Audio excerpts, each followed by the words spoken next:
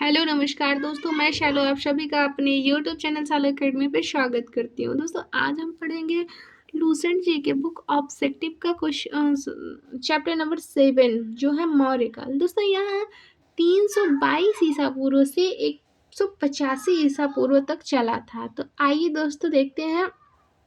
Question number first है, चाणक्य का अन्य नाम था विष्णुगुप्त। क्वेश्चन नंबर 2 है, निम्नांकित में से किसकी तुलना मैकियावेली के प्रिंसेस से की जाती है? तो यह कौटिल्य के अर्थशास्त्र। क्वेश्चन नंबर 3 है दोस्तों, वह शासक कौन था जिसने राज्य सिंहासन पर बैठने के लिए अपने बड़े भाई सुसीम की हत्या की थी? तो यह अशोक थे। क्वेश्चन नंबर 4 है दोस्तों,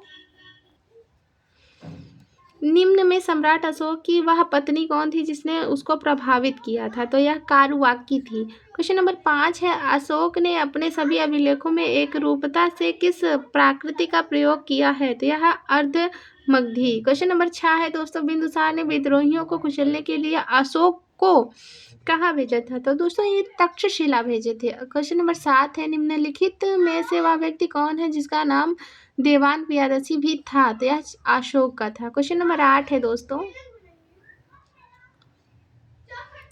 निम्नलिखित में से प्राचीनतम राजवंश कौन सा है? तो यह मौर्य वंश। क्वेश्चन नंबर 9 है, कौटिल्य चाणक्य किसका प्रधानमंत्री था? तो यह चंद्रगुप्त मौर्य का। क्वेश्चन नंबर 10 है, कलिंग विजय के उपरांत अशोक महान ने निम्नलिखित किस धर्म को अंगीकार कर लिया था? तो यह बौद्ध धर्म को। दोस्तों क्वेश्चन नंबर 11 है, चंद्रगुप्त के शासन विस्तार में किसने मुख्य रूप से मदद की थी? तो यह चाणक्य ने। क्वेश्चन नंबर 12 है, सांची का स्तूप सांची किस कला व मूर्तिकला का निरूपण करता है? तो यह बौद्ध का। क्वेश्चन नंबर 13 है दोस्तों, प्राचीन भारत का वह प्रसिद्ध शासक जिसने अपने जीवन के अंतिम दिनों में जैन धर्म को अपनाया था? तो चंद्रगुप्त मौर्य। क्वेश्चन नंबर 14 है, मौर्य साम्राज्य की स्थापना किसने की? तो चंद्रगुप्त मौर्य ने। क्वेश्चन नंबर 15 है, मौर्य साम्राज्य में प्रचलित मुद्रा का नाम क्या था? तो यह पर्ण था। क्वेश्चन नंबर 16 है दोस्तों, अरे क्वेश्चन नंबर 17 है, निम्नलिखित में से अशोक का उत्तराधिकारी कौन था? तो ये कुणाल।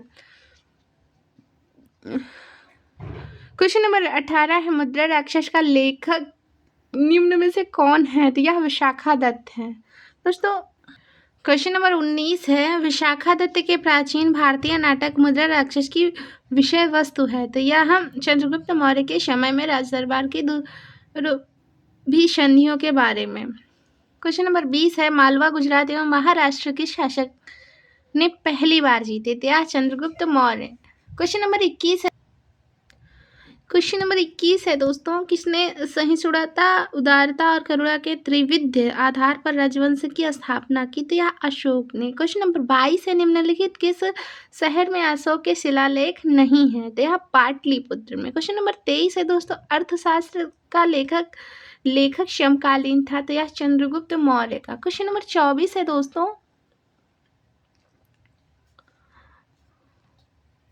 नंद वंश के पश्चात मगध पर किस राजवंश ने शासन किया? तो यह मौर्य ने। क्वेश्चन नंबर 25 है दोस्तों, मौर्य काल में शिक्षा का सर्वाधिक प्रसिद्ध केंद्र था? तो यह तक्षशिला था। क्वेश्चन नंबर 26 है, मेगास्थनीज की पुस्तक का नाम क्या था? तो यह इंडिका था, मेगास्थनीज की पुस्तक का नाम। दोस्तों क्वेश्चन नंबर 27 है,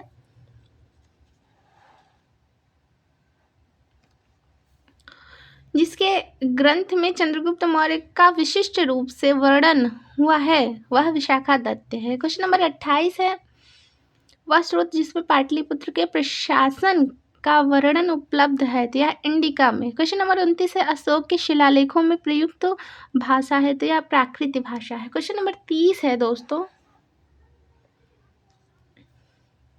निम्नलिखित में से किस मौर्य राजा ने दक्कन की विजय प्राप्त की थी? तो यह चंद्रगुप्त ने। क्वेश्चन नंबर 31 है, मेगास्थनीज ने भारतीय समाज की कितनी श्रेणियों में विभाजित किया? या 7 श्रेणियों में विभाजित किया। दोस्तों क्वेश्चन नंबर 32 है,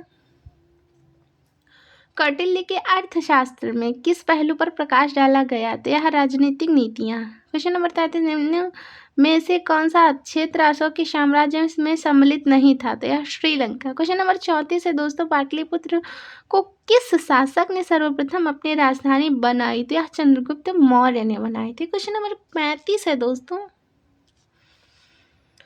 पाटलिपुत्र में स्थित चंद्रगुप्त का महल मुख्यतः बना था, तो यह लकड़ी का बना हुआ था। क्वेश्चन नंबर 36 है, बराबर की गुफाओं का उपयोग किसने आश्रय गृह के रूप में किया? तो यह आजीविकों ने किया। क्वेश्चन नंबर 37 है, किस अभिलेख से यह साबित होता है कि चंद्रगुप्त का प्रभाव पश्चिम भारत तक फैला हुआ था? तो यह अभिलेख था रुद्रदमन का जूनागढ़ का अभिलेख। क्वेश्चन नंबर 38 है दोस्तों, केवल वह स्तंभ जिसमें अशोक ने स्वयं को मगध का सम्राट बताया था, भाब्रू स्तंभ को। क्वेश्चन नंबर 39 है, सूची प्रथम को सूची द्वितीय से सुमेलित कीजिए तथा सूचियों के नीचे दिए गए कोड से सही उत्तर का चयन कीजिए। सूची प्रथम और सूची द्वितीय में देखते हैं। चंद्रगुप्त सैंड्रोकोट्स, बिंदुसार अमित्रघात, अशोक प्रियदर्शी, चाणक्य, विष्णुगुप्त। तो दोस्तों इसका राइट आंसर सी हो जाएगा। क्वेश्चन नंबर 40 देखते हैं, प्रथम भारतीय साम्राज्य स्थापित किया गया या चंद्रगुप्त मौर्य द्वारा। क्वेश्चन नंबर 41 है, उत्तरांचल में अशोक का एक शिलालेख स्थित है, यह कालसी में। क्वेश्चन नंबर 42 है, सांची का स्तूप किसने बनवाया था? अशोक ने बनवाया था। क्वेश्चन नंबर 43 है दोस्तों, अशोक के शिलालेखों को पढ़ने वाला प्रथम अंग्रेज कौन था? तो ये जेम्स प्रिंस थे। क्वेश्चन नंबर 44 है, कलिंग युद्ध की विजय तथा क्षत्रियों का वर्णन अशोक के किस शिलालेख में हुआ है? तो यह है शिलालेख फोर्ट में। क्वेश्चन नंबर 45 है, प्रसिद्ध यूनानी राजदूत मेगास्थनीज भारत में किसके दरबार में आए थे? तो यह चंद्रगुप्त मौर्य के। क्वेश्चन नंबर 46 है, चंद्रगुप्त मौर्य ने सेल्यूकस को कब पराजित किया था? 305 ईस्वी। निम्नलिखित में से क्वेश्चन नंबर 47 है, निम्नलिखित में से कौन सा राजा प्रायः जनता के संपर्क में रहता था? तो यह अशोक थे। क्वेश्चन नंबर 48, अशोक ने 261 ईसा पूर्व में कलिंग को जीतने के बाद क्या किया? तो यह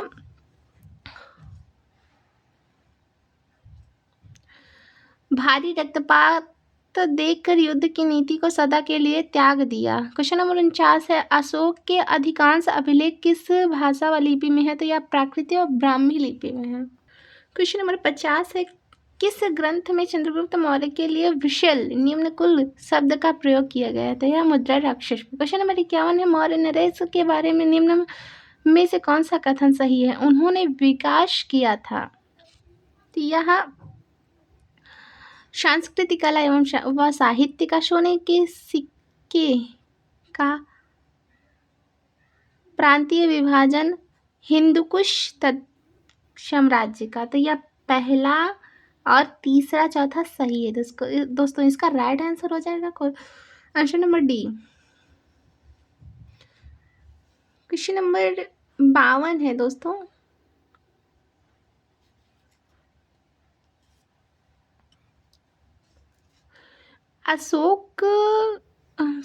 कथन ए, अशोक ने कलिंग को मौर्य साम्राज्य में जोड़ लिया था। कारण आर, कलिंग दक्षिण भारत को आने वाले स्थलीय एवं समुद्री मार्गों को नियंत्रित करता था। तो यह ए और आर दोनों सही हैं तथा आर ए की सही व्याख्या करता है। क्वेश्चन नंबर 53 है दोस्तों, अशोक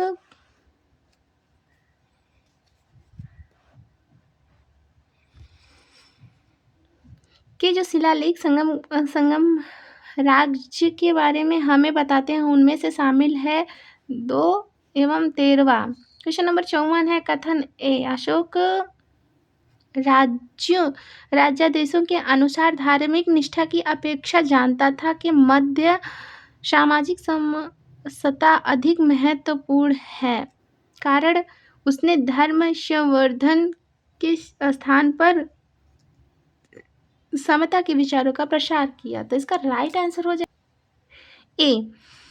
ए और आर दोनों सही हैं तथा आर ए की सही व्याख्या करता है। क्वेश्चन नंबर 55 है दोस्तों।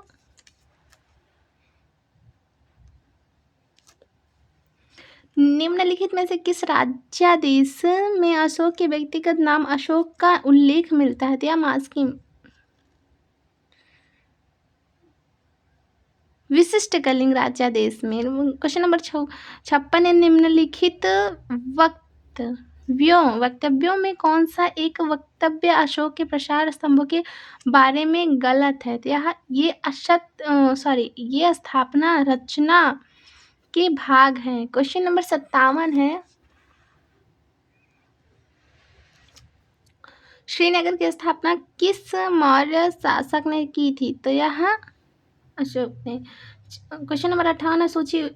सूची प्रथम को सूची द्वितीय के साथ सुमेलित कीजिए। सूची प्रथम में प्रांत और सूची तृतीय में राजधानी है। तो उत्तरापद की राजधानी तक्षशिला और दक्षिणापद की राजधानी सुवर्णगिरी और अवंती राष्ट्र की राजधानी है उज्जैनी और प्राची पूर्वी प्रदेश पाटलिपुत्र की। तो इसका राइट आंसर ए हो जाएगा। क्वेश्चन नंबर 59 है।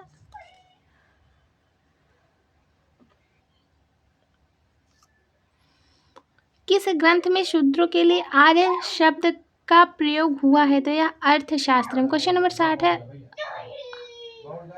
अशोक ने अपने राज्याभिषेक के चौथे वर्ष में निग्रोध के प्रभाव से प्रभावित होकर किससे बौद्ध धर्म की दीक्षा ली थी? तो ये थे उपगुप्त। क्वेश्चन नंबर 61 है। किसने पाटलिपुत्र को पोलिब्रोथा कहा? तो यह मेगस्थनीज ने। क्वेश्चन नंबर 62 है। मौर्य काल में एग्रोनोमाई किसे कहा जाता था? तो यह कहा जाता था दोस्तों सड़क निर्माण अधिकारी को। क्वेश्चन नंबर 63 है। मौर्य काल में गुप्तचरों को क्या कहा जाता था? तो यह गूढ़ पुरुष कहा जाता था। क्वेश्चन नंबर 64 है दोस्तों। किस श्रीलंकाई शासक ने अपने आप को मौर्य सम्राट अशोक के आदर्शों के अनुरूप ढालने की कोशिश की? तो यह 30। क्वेश्चन नंबर 65 है। किस जैन ग्रंथ में चंद्रगुप्त मौर्य के जैन धर्म अपनाने का उल्लेख मिलता है? तो यह दोस्तों मिलता है परिशिष्ट पवर्न में। क्वेश्चन नंबर 66 है। किस महीने से मौर्य का राजकोषीय वर्ष आरंभ होता है? तो यह आषाढ़ या जुलाई में। क्वेश्चन नंबर 67 है। निम्नलिखित में से किन किन दक्षिण भारतीय जातियों का उल्लेख अशोक के शिलालेख में किया गया है? तो यह इसका राइट आंसर ए हो जाएगा दोस्तों। क्वेश्चन नंबर 68 है।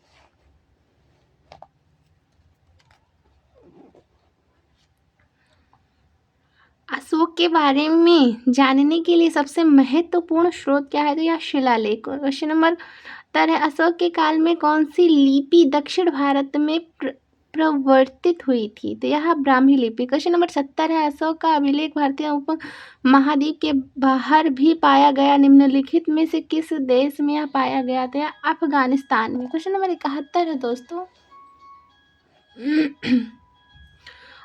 अत्यंत पालिश किए गए 81वां अशोक स्तंभ जिस पांडुरंजित बालू काष्म के एकल टुकड़ों में तक्षित किए गए उसे साधारणतः कहाँ की खदानों से निकाला गया था? मिर्जापुर के समीप चुनार से। क्वेश्चन नंबर 72 है। भारतीय लिखने की कला नहीं जानते थे या किसने कहा?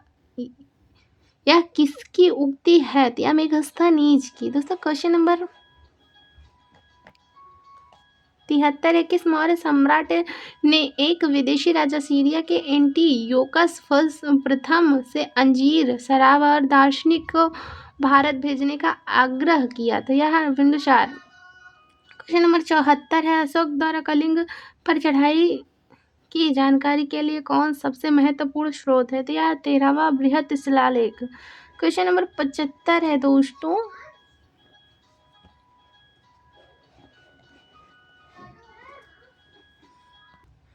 क्वेश्चन नंबर 75, बिंदुसार की मृत्यु के समय अशोक किस प्रांत का गवर्नर था? तो यह उज्जैन का। क्वेश्चन नंबर 76 के शिलालेख में अशोक ने घोषणा की है कि सारी प्रजा मेरी संतान है। तो पृथक कलिंग शिलालेख में। क्वेश्चन नंबर 77 किस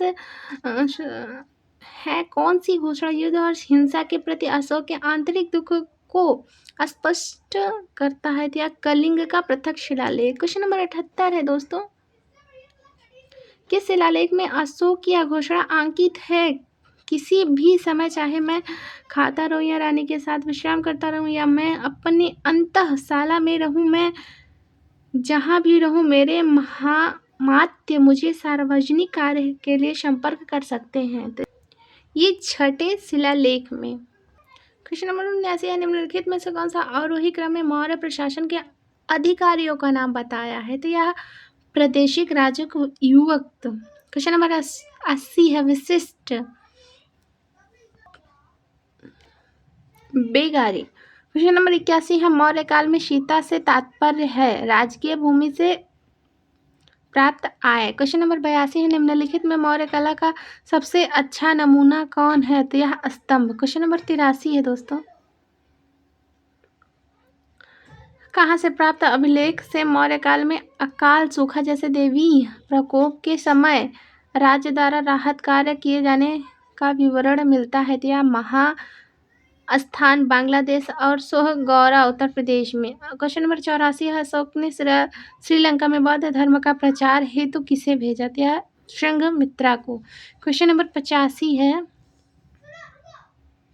अशोक के मन सेहरा पाकिस्तान एवं शहबाजगढ़ी पाकिस्तान से प्राप्त बृहद शिलालेखों में से किस लिपि का प्रयोग किया गया है? तो यह खरोष्टी लिपि। क्वेश्चन नंबर 86 है, कहाँ से अशोक के द्विभाषाई ग्रीक और आरामाइक अभिलेख प्राप्त हुए? तो यह सर एकुना कांधार से। क्वेश्चन नंबर 87, कौटिल्य द्वारा रचित अर्थशास्त्र कितने अधिकरणों में विभाजित है? तो यह 15 अधिकरणों में। क्वेश्चन नंबर 88, अर्थशास्त्र में उल्लिखित सप्तांग में शामिल थे? तो यह राजा, क्षेत्र, प्रशासन एवं कोश। क्वेश्चन नंबर 89 है,